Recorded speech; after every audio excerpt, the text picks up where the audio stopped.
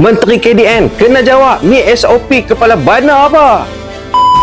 Ada satu pasukan APMM di bawah JPM ni menyerbu masuk ke Masjid Rusila, Marang.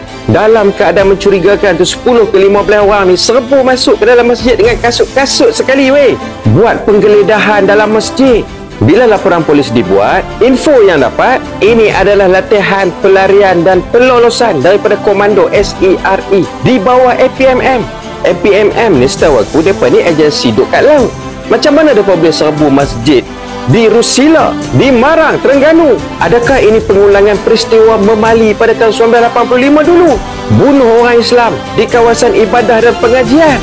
Adakah ini cubaan membunuh Presiden PAS? Kenapa Rusila? Kenapa Marang? Kenapa masjid? Kenapa Tok Guru Haji Hadi? Aku nak tanya hampa lah geng.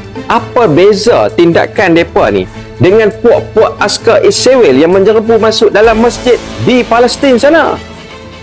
Hampa tengok sendiri, ada beza ke tak ni?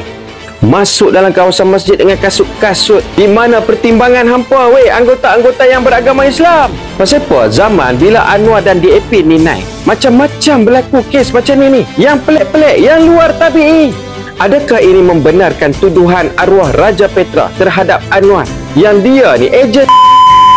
Dan adakah ini juga sebab mengapa NED, National Endowment Demokrasi, yang dilahirkan oleh CIA ni mengucapkan tahniah kepada Anwar Ibrahim dan masih boleh diakses di laman web mereka sampai hari ini? Dan adakah ini juga sebab Trump dijemput mai ke Malaysia? Ni ke sebab dia? Nasihat aku geng, jangan benarkan apa yang berlaku di Palestin sekarang berlaku di Malaysia. Rakyat Malaysia buka mata, kena turunkan puak-puak baru kepada Israel ni secepat yang mungkin geng, sebelum terlambat. Ingat tu geng, biar mati berjuang, berusaha, jangan mati duk tengok saja. Okey geng.